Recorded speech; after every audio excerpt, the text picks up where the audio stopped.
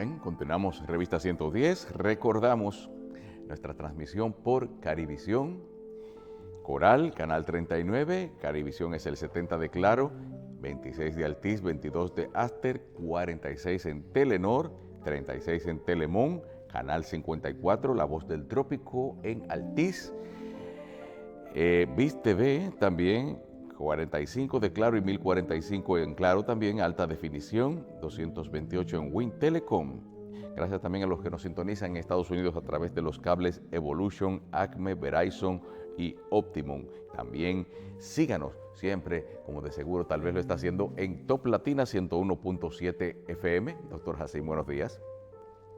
Ayer domingo 12 de enero, día que recordamos los palmeros, el gobierno del licenciado Abinader estuvo muy activo en forma de, siempre él tiene actividades los domingos, pero ayer estaban todos los departamentos activos.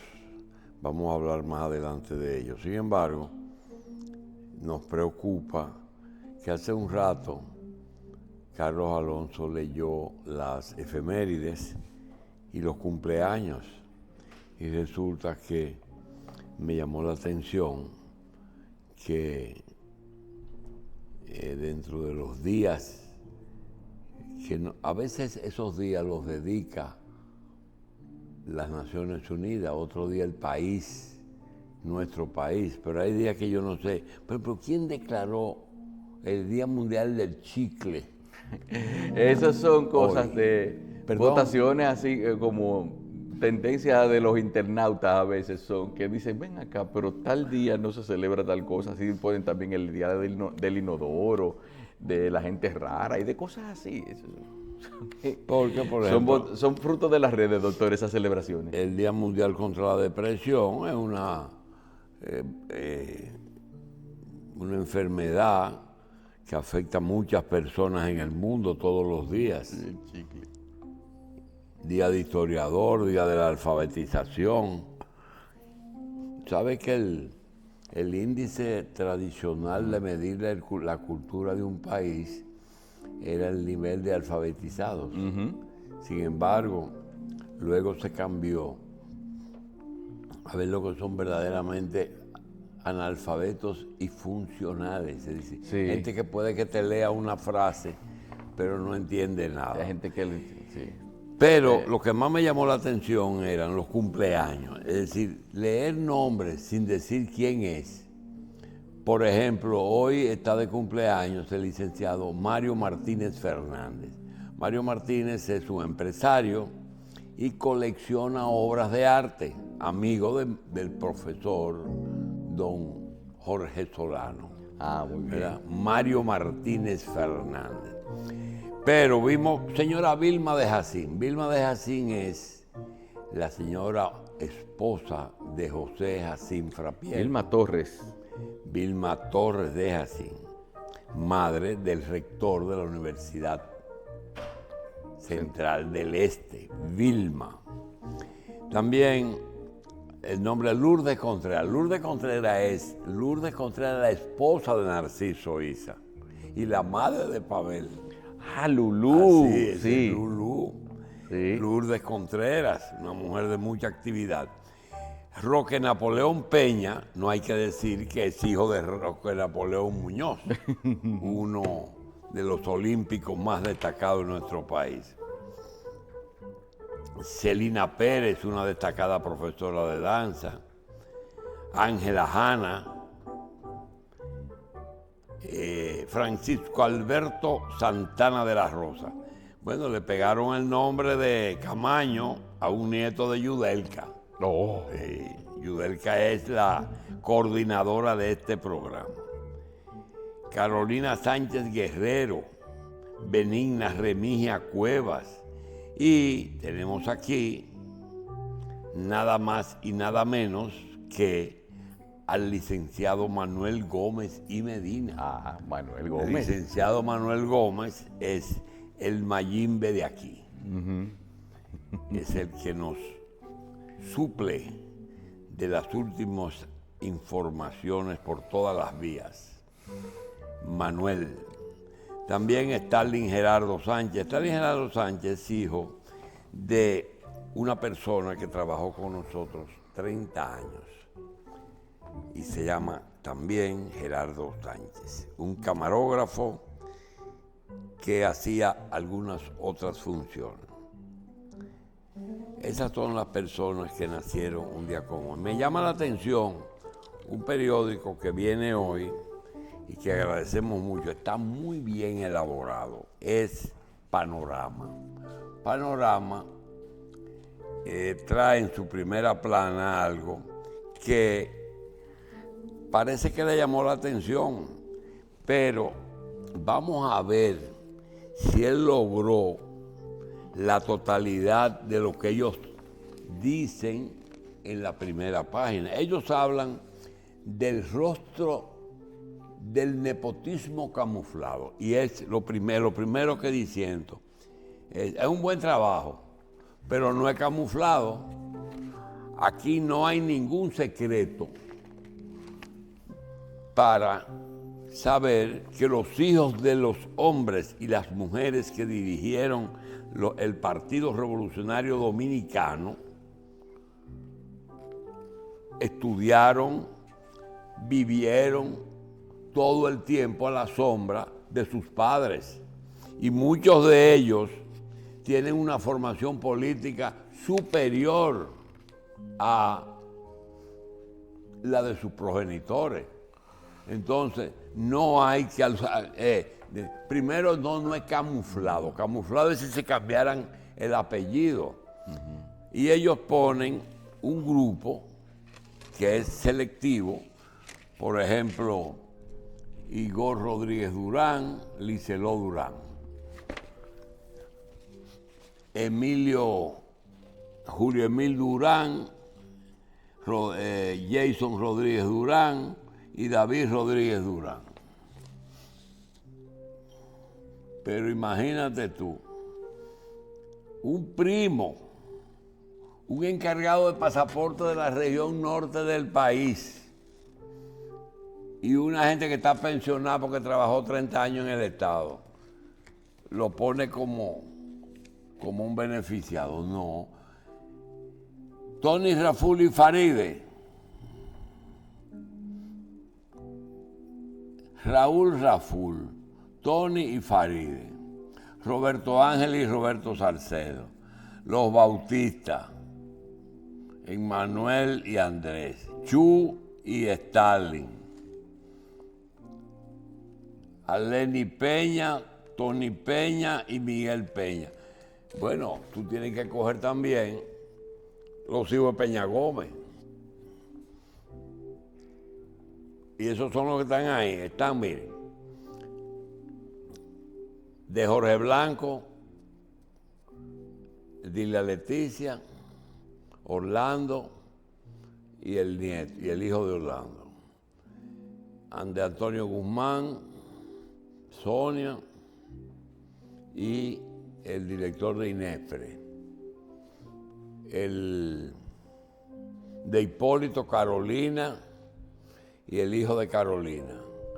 Pero esas personas, ¿por qué el PLD, como dicen ellos, ahí no tiene eso? Sencillamente porque los hijos de esa gente no se dedicaron a la política. Ninguno quería eso porque sabía que ahí no iban para el poder. Eso fue una chepa después de Balaguer y Juan Bosch. ¿Perdón? Los hijos de Atuey. ¿Qué dice? Los hijos de Atuey. Ah, no, ahí está la generación de Atuey entera, porque están los dos matrimonios, los hijos y las esposas. El asunto es que eso no debe ponerse camuflado, porque camuflado quiere decir que están ocultos. No es así. El mismo presidente, hijo de José Rafael Abinader. Es que a veces... Y además aquí hay algo, señores, que hay que resaltar. Las familias generalmente estudian aquellas profesiones de sus padres. Tú tienes aquí, por ejemplo, familias de abogados, que la memoria no me falla, Los Castillos, 4 abogados. 4 en esa casa. Los Pina Acevedo, los principales accionistas del Banco Popular, son dos o tres abogados. Sí. Praxis de Castillo y eso. Sí. Y si tú coges los médicos, tú tienes los Betances, tienen 5 generaciones ya, y los Abel González 4. Sí, es que ¿Tú estás entendiendo? esta sociedad no es tan grande como para que todavía, a pesar de la gran cantidad que somos todavía en este país, esta sociedad no es tan grande como para que haya un distanciamiento de filiación suficientemente amplio entre personas dentro de un área profesional y mucho menos dentro de una población. Por ejemplo, doctor, aquí en los pueblos, hay pueblos donde no se puede hablar de nepotismo porque de cierta manera todos son familia en algún grado, porque son de la misma población de la gente de ahí y de alguna manera terminan siendo primos si te lo buscas. Hay una situación de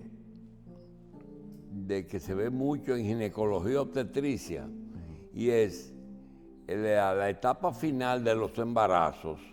Generalmente hay mujeres que tienen mucha facilidad para el parto. Hay otras, en cambio, que tienen una estructura anatómica de su útero y de sus anexos que a veces tardan mucho en el trabajo de parto, es decir, en dar a luz. También hay seres humanos que para poder explicar cosas sencillas a veces toman muchos ejemplos medio complicados. Realmente la población dominicana no es tan grande para poder tener la variación, la selectividad de que sean tantos. Estamos demasiado cerca, Además, todo el mundo. si los hijos saben hacer trabajo, ¿por qué buscar más lejos? Pero eso es lo que no, porque hay que buscarlos si más capaces, si son capaces, ¿verdad? Lo que estoy diciendo es que tampoco hay un menú tan amplio. No hay. Hay pueblos que ¿quién está preparado? Los hijos de los que estudiaron. Son pequeñas monarquías, son pequeñas, ¿qué tú dices? Decían en el PLD no hay, ¿Perdón? sí hay, el hijo de Felucho, que está en la palestra, el hijo de Charly Mariotti, que es diputado. No, pero es que hay Y el muchas hijo cosas. de Leonel Fernández. Los hijos de, nosotros lo decimos todos los días. El hijo de los Leonel hijos de. Fernández. También el PLD, lo que pasa es que estaba dirigido. Es muy raro, por ejemplo, muy raro el caso de Carlos. Carlos Alonso es hijo de un músico. Sin embargo, yo no creo ni siquiera que baile al cual bien. no, un hijo de músico al que le prohibieron meterse en música porque mi papá no quería que yo saliera a trabajar a las 9 de la noche y llegara a las 3 de la madrugada. Eso fue lo que pasó. Mira, a mí me pasó una historia. La niñez mía yo la viví en el cercado. ¿Tú oyes? Sí. Y entonces allá los muchachos tenían 3 cosas que hacían en su juventud y en su niñez.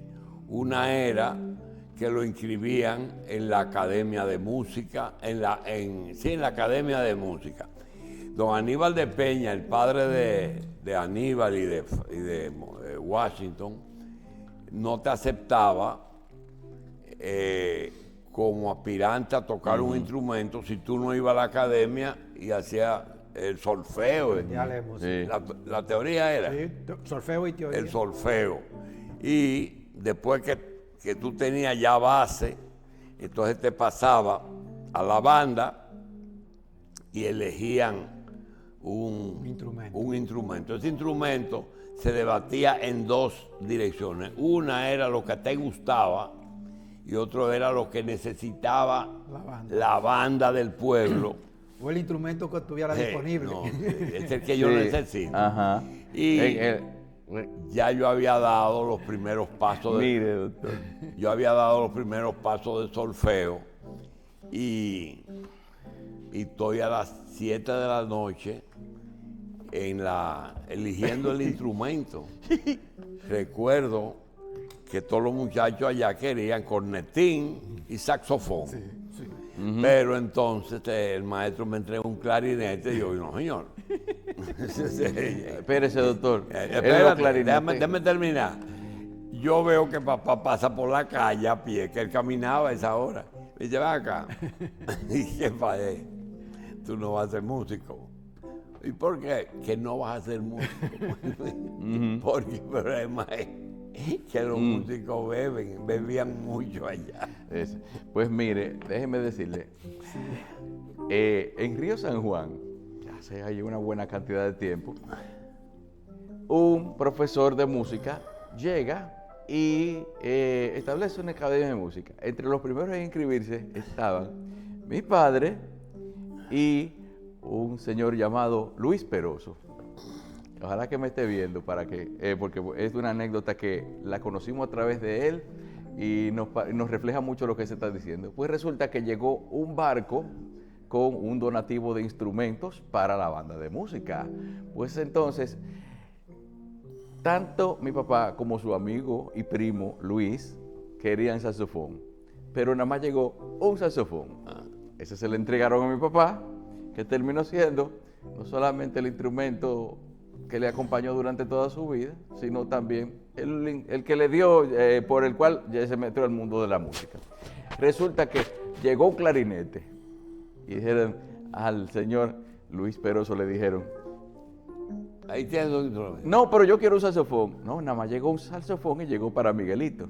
Entonces ahí eso desincentivó al doctor a Luis Peroso de estudiar música, y el doctor Luis Peroso Alonso es hoy un reconocido ginecobstetra en la ciudad de Santiago. Sí, el papá de Fran Peroso, el productor de cine. Yo quisiera aprovechar estos 2 minutos que el maestro me explique algo. Los instrumentos musicales tienen un nombre, dicen percusión, caña, viento. Yo les quiero preguntar, por ejemplo, el que toca un cornetín que tiene tres pitones. El que toca un bajo que tiene 3 pitones, y el que toca un bombardino que tiene 3 pitones, ¿lo sabe tocar los 3? No necesariamente. Porque tienen tonalidades diferentes a veces. ¿Perdón? Tienen tonalidades diferentes. Pero la clavija está en el mismo sitio. Sí, Y otra cosa, el que toca un clarinete chiquito y un clarinete largote, el que toca un saxofón y el que toca de los 2 saxofones, uno que es más pequeño que otro, ¿tocan lo mismo? Tocan lo mismo, pero tienen la misma respuesta que lo de pitones, que es que las tonalidades son diferentes. El que toca un piano, toca un órgano y toca un bandoneón. Sí, el bandoneón tiene la diferencia. ¿Perdón? El bandoneón tiene la diferencia, o el acordeón piano, como le dicen, que la mano izquierda son unos botoncitos que vienen los acordes ya predestinados. Pero la mano derecha es igualita en el acordeón piano. En el acordeón típico que tenemos aquí son patrones Otra pregunta determinados. que a mí me resulta casi imposible de entender. Cuando una persona toma lecciones de piano, hay un teclado que son 2, re, mi, fa, sol, la, si, do, ¿verdad? Sí. Pero esas teclas negras, ¿qué es lo que hacen? Bueno, son 7 notas. ¿Son qué? 7 notas, do, re, mi, fa, sol, la, si. Pero esas notas tienen alteraciones y son ¿Qué son? Las notas negras son las alteraciones de las notas naturales. Por Pero ejemplo, alteraciones o intermedio de esas notas. sí, porque entre una nota y otra hay lo que se llama un tono. Pero también hay medio tono que lo representa la nota negra. Es un poquito más complicado, pero aquí no podemos No, porque yo veo, por ejemplo, ayer mismo me mandaron por un sobrinito un nieto. un video comenzó a tocar y él le está dando las notas negras. Sí. Ese es el entrenamiento, esa es la clase. Sí, primero comienza lo natural, solo con la tecla blanca, después le van poniendo una alteración, una nota negra, después le ponen 2 notas negras y se va haciendo más difícil.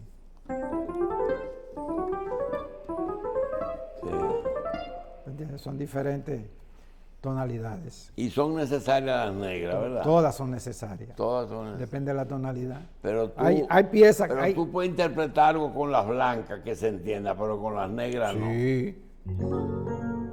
Hay piezas que son solo con nota negra, porque Ajá, son igualitas. Lo que Tú pasa puedes es tocar una pieza solo con notas sí, negras.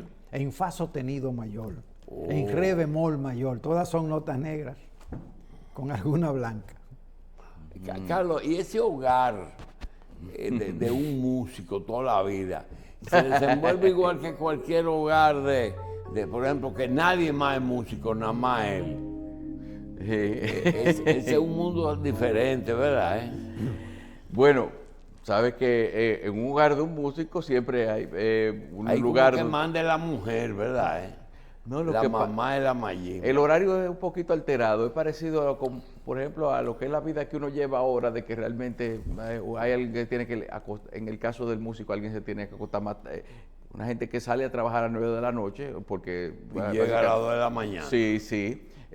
Implica que al día siguiente sea el que más tarde se levante dentro de la casa. Entonces, tranquilo por la mañana, no haga mucha bulla, que su papá está durmiendo. Sí. Cuando se levanta, después que tiene que hacer, tiene muchas veces el horario para ensayar. Ya tú te has ido para la escuela, ¿verdad? Sí, sí, mientras el estudiante está en la escuela ya tiene que ensayar y practicar. Ayer estaba yo precisamente al lado de un edificio desde donde yo digo, ahí vivía un músico, porque estaba escuchando precisamente un saxofón, alguien que estaba afinando, y digo yo, oiga, en verdad, y el maestro debe saber mucho de esto, o corroborar lo que le digo, hay gente que piensa como que el músico solamente se lo gana en el momento en que sale al escenario y toca.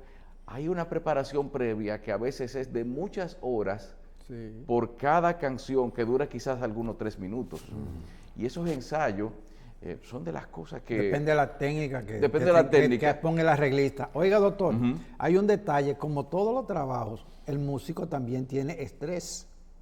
Y en ese estrés, a veces cuando acaba un baile, en la época pasada, los músicos acababan regularmente a las 2 de la mañana, pero tenían que tomarse 1 hora o 2 para relajarse un poco y salían del baile a tomarse unos tragos.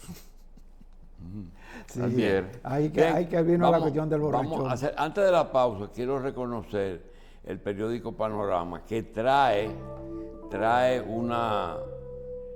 un contenido interesante, no solamente el roto del nepotismo, sino el panorama político. Tiene el mercado informal de algo que yo desconozco, que es los cigarrillos electrónicos. De eso debe saber mucho Félix, que sabe de todo mucho. Ajá. Y locales donde hacen queso y comida que son insalubres. Felicito a la gente de Panorama. Amigos, estamos en una etapa interesante porque en el día de ayer se completó lo que faltaba, la vieja Belén. Así que ya no hay ninguna excusa para una señora muy grande, no trabajar o para dejar de pedir. Sin embargo, hay una serie de acontecimientos que marcan un inicio de algo, pero no sabemos de qué. Tenemos aquí un domingo que estuvo muy, muy favorable a la gestión gubernamental actual. ¿Por qué? Porque independientemente de la iniciativa que tomó el gobierno central, vimos cómo la mayoría de los departamentos del Estado, trataron de olvidarse que era domingo, no laborable, y trabajaron y tomaron acciones muy importantes. Lo digo porque hay algunas quejas por algunos comentarios que se han hecho aquí. Quejas reales que me constan porque me han abordado directamente y me dijeron algunos tú tienes razón, otros no tienes razón. No se trata de tener o no razón, se trata de los resultados. Miren, la concepción que nosotros tenemos del poder es lo siguiente. Primero, ¿qué es lo que tú quieres gobernar? Tú quieres gobernar República Dominicana. Lo primero que tienes que hacer es estudiar el país que tú quieres gobernar. ¿Cuál es la cultura de ese país? ¿Cuáles son las cosas posibles y las que no son posibles? y ver si es posible que tú hagas algo. Ahora, hacer una carrera política con su único fin de currículo. Yo fui presidente de la República del año 1982 al 1986, doctor Salvador Jorge Blanco. Del 2000 al 2004, Hipólito Mejía. Antonio Guzmán, 1978-1982. Luis Abinader, 2020-2028. Teniendo 4 años pendientes. Juan Bosch, estoy hablando del PRD. Septiembre, enero a septiembre, 7 meses. Y yo pregunto, fuera de que estás en la historia, ¿cuál es aquello que tú puedes exhibir?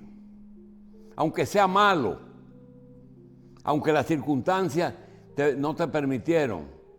Por ejemplo, el presidente Abinader puede decir que en el 20 él cogió o tomó el poder en República Dominicana en una situación sin precedentes, una pandemia que no se recuerda cuándo fue la última.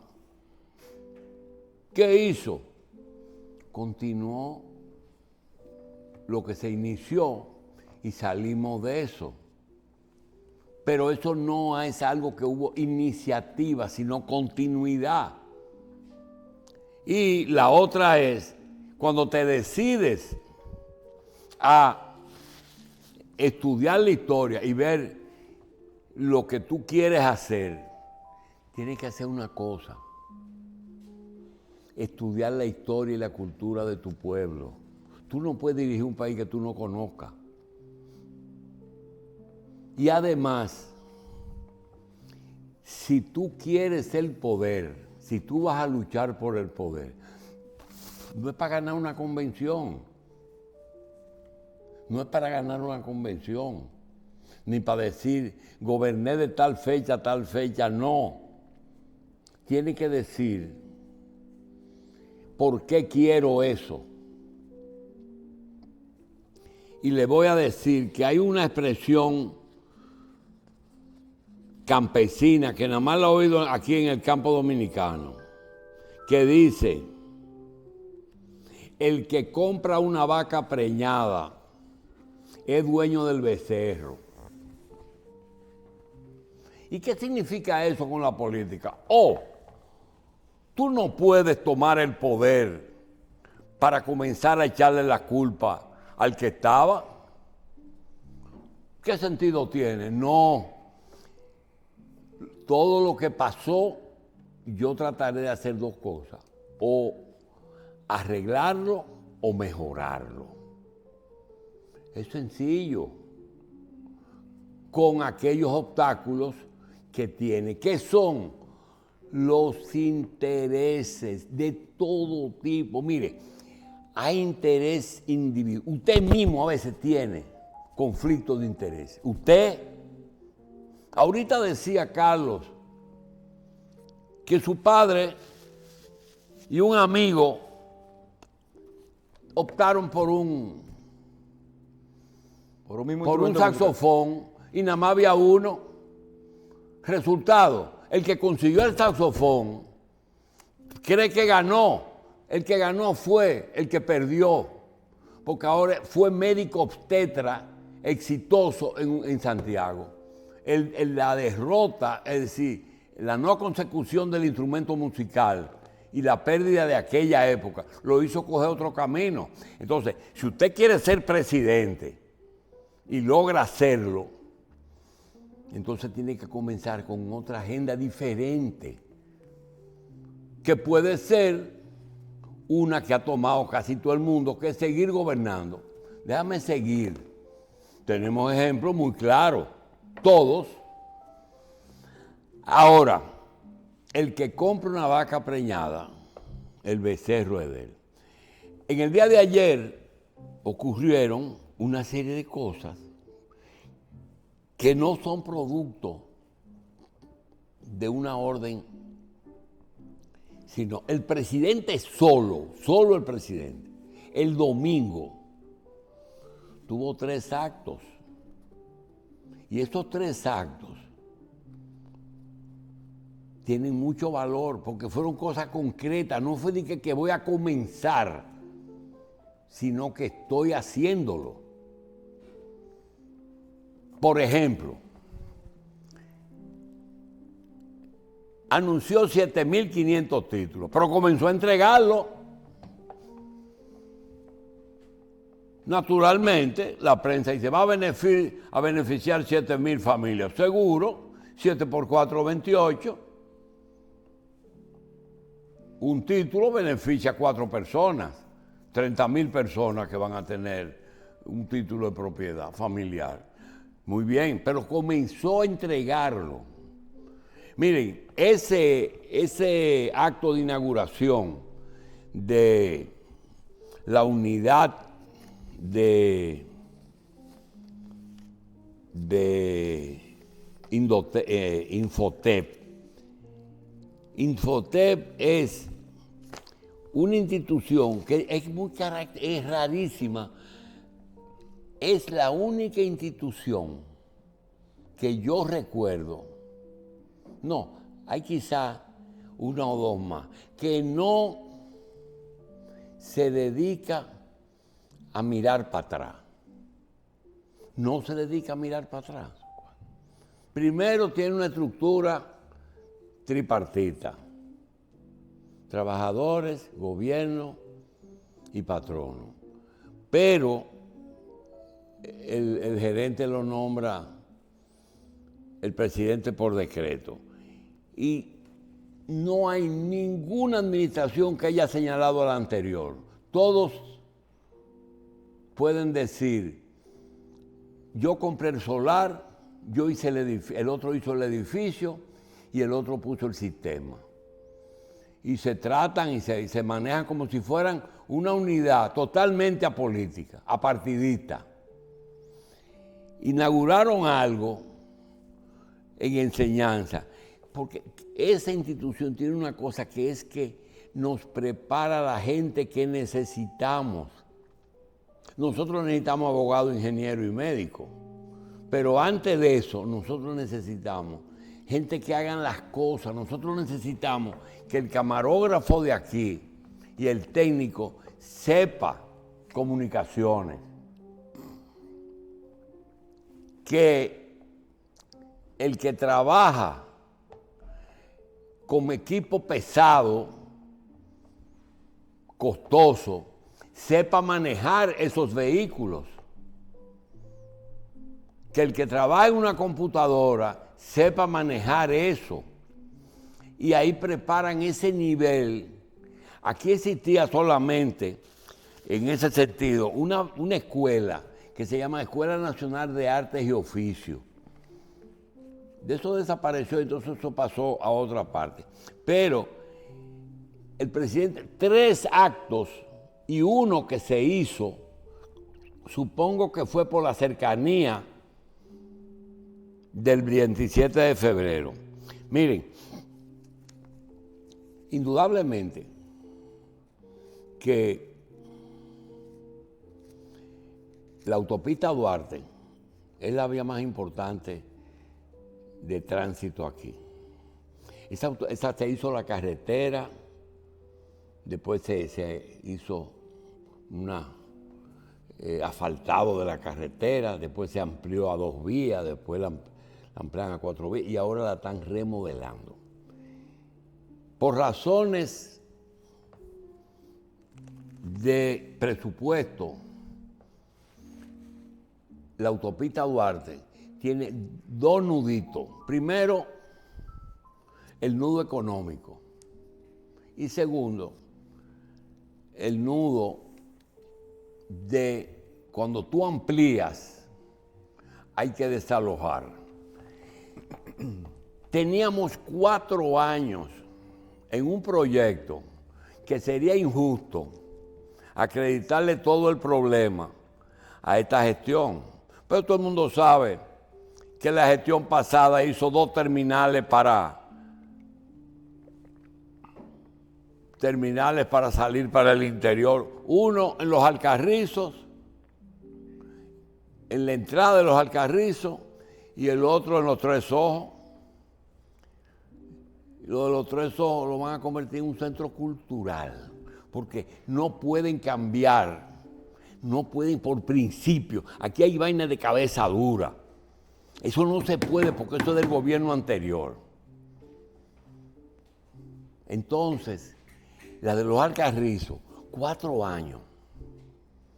Se hizo el teleférico, pero el teleférico no se ha podido conectar con la terminal de los Alcarrizos.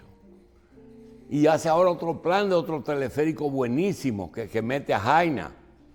Pero tiene un problema, que el metro desde el 9 a los Alcarrizos es vital. Tenían 4 años negociando con gente que quiere hacer negocios con sus propiedades. Es natural que el que estaba ahí hay que resarcirlo. Pero ¿cuánto tiempo? ¿Y en qué condiciones estaba ahí? Si estos son la mayoría de las propiedades privadas con título, hace tiempo que el gobierno las negoció. Las que no han negociado son los ocupantes, los padres de familia. Y ayer se pusieron un par de los que ustedes saben y resolvieron un problema que estaba pendiente. Va a aparecer muchísimas cosas que aparentemente son fallas. Miren, cuando se habla de Barrigol, cuando se habla de desalojo, de ubicaciones, usted tiene que sentarse y hablar y decir la verdad.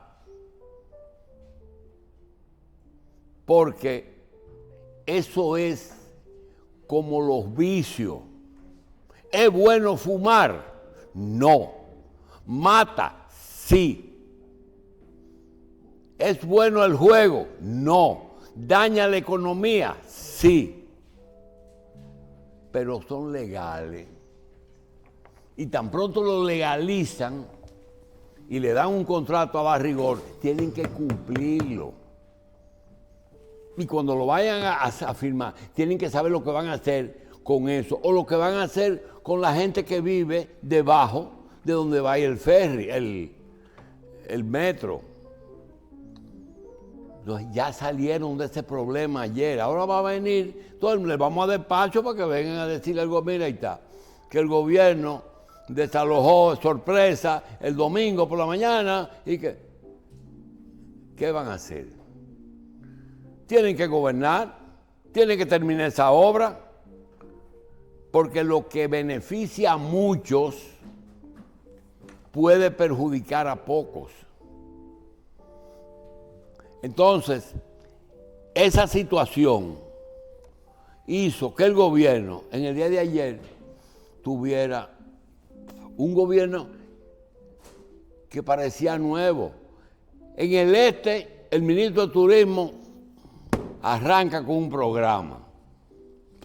El presidente comienza a repartir títulos, inaugura en Infotep, le entran al 9, comienzan las investigaciones reales de los 9 kilos. Y Andy Dauager entiende que la economía mejoró.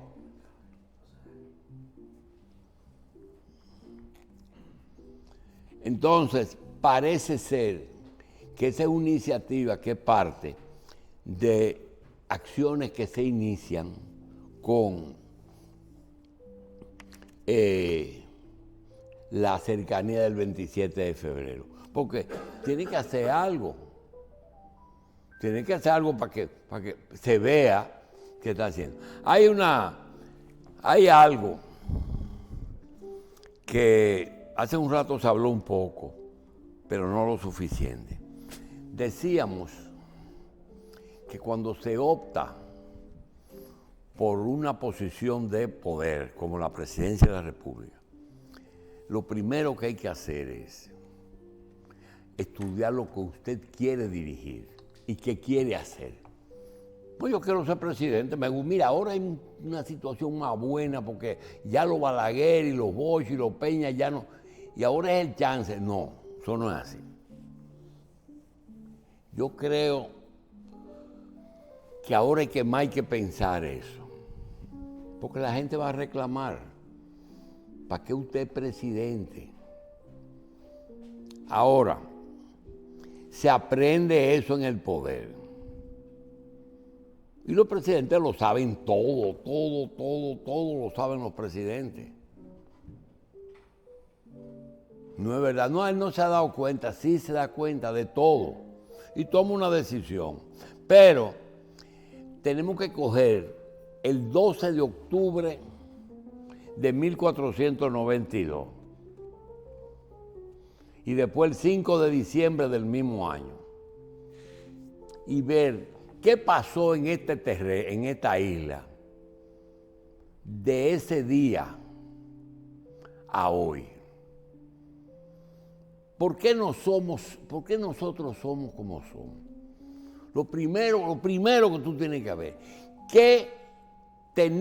quiénes estaban aquí, qué sabían hacer la gente que estaba aquí, de qué vivía la gente que estaba aquí y cuánto tiempo duraron esa gente. Eso es lo primero. Se terminaron. En 12 o 15 años ya no quedaba ninguno. Hay que buscar la fecha de Enriquillo, que fue el último. A partir de ahí, usted tiene España, Francia, África, Haití, Estados Unidos. Y después al final, pequeñas colonias chinas, árabes o italianos. Pero eso no cambiaron ni incidieron. Se trata de que hay cosas que usted tiene que saberlas si usted va a optar por la presidencia de la República. Por ejemplo, ¿de qué la gente vivía?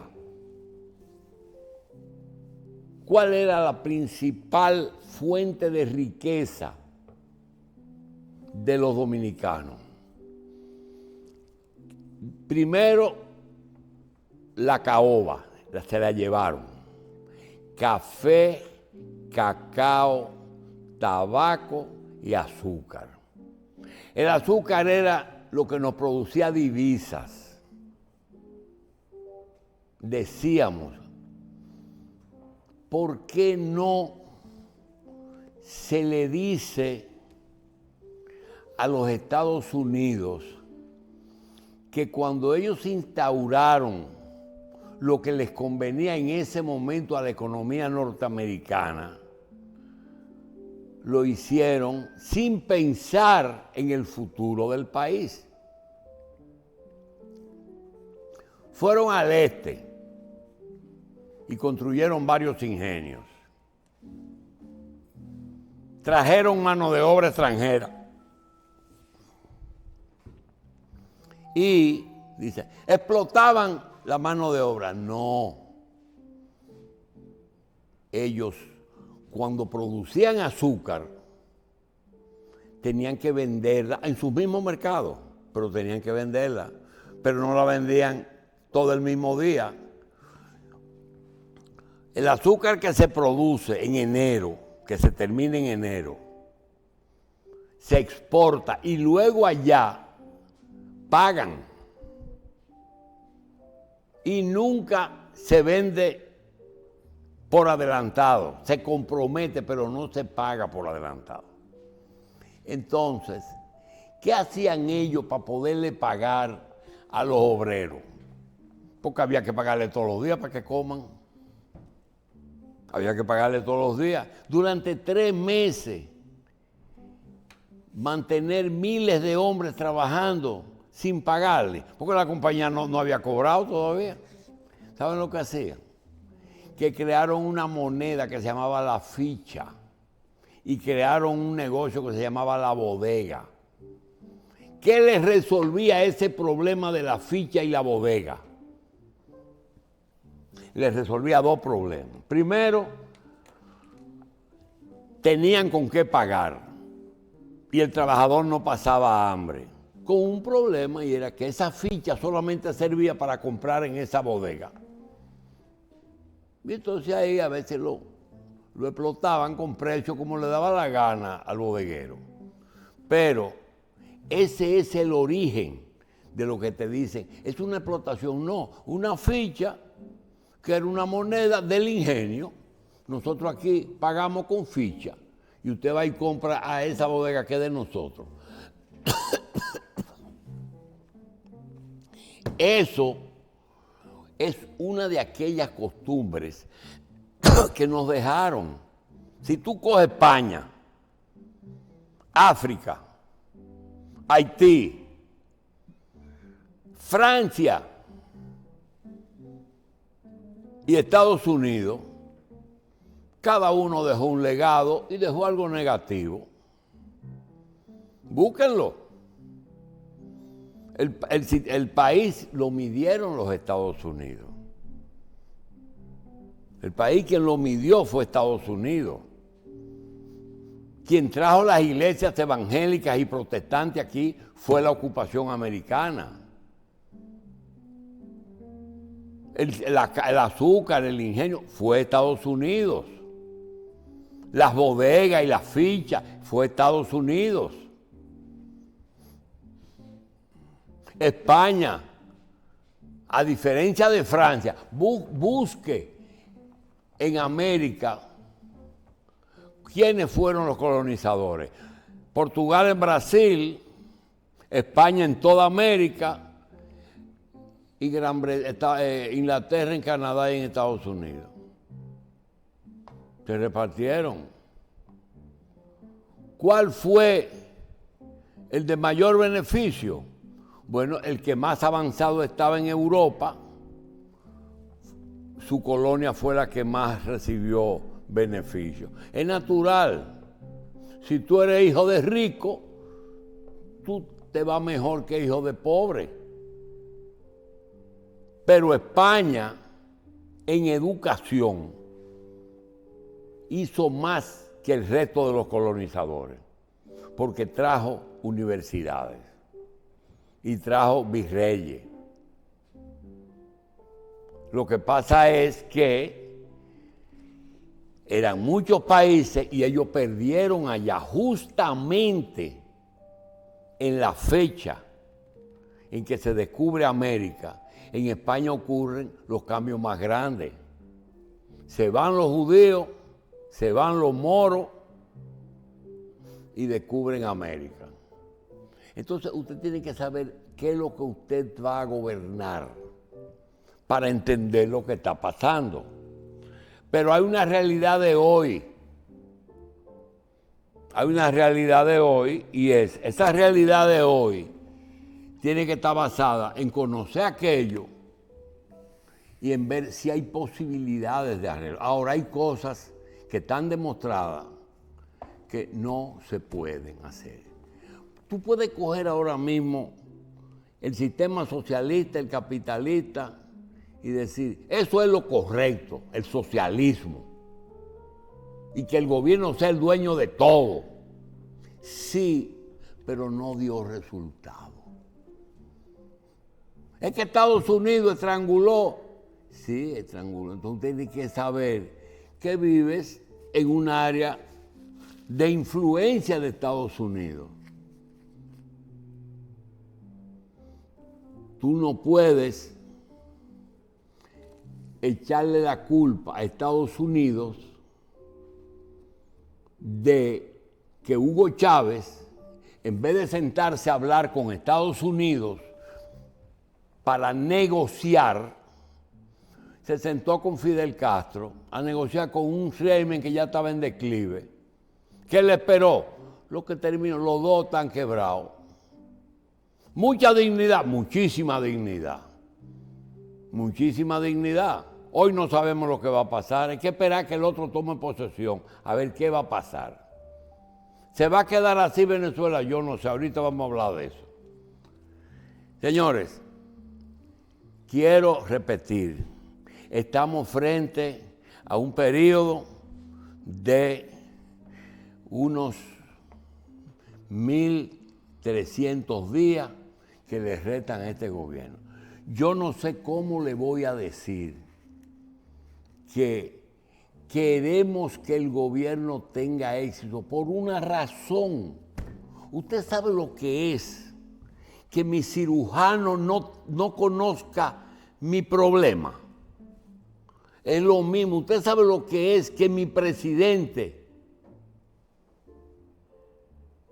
o las autoridades que me gobiernan no pueden hacerlo. Nosotros queremos tener todos éxitos y hay que ayudar trabajando cada uno. Dice, no, es un problema del gobierno, no, es un problema de todos nosotros. Hay un problema de todos nosotros. Entonces, ahora es que hay que cada quien decir, mira, yo voy a hacer mi trabajo, pero quitarse de la cabeza que el gobierno es una teta. El gobierno no es una teta. La gente de los Alcarrizos quiere resolver su problema económico, que le paguen lo que sea por una tierra que no es de ellos. Entonces tienen a un país entero con el juego trancado en transporte, porque eso se resuelve muchísimos problemas con el metro a los Alcarrizos, muchísimos problemas que la gente, por cosas colaterales, de salud, de transporte, de lejos, de peaje, de todo. Nosotros tenemos un problema y es que yo no tengo otro trabajo que no sea este, y de esto que tengo que hablar todos los días. Pausamos.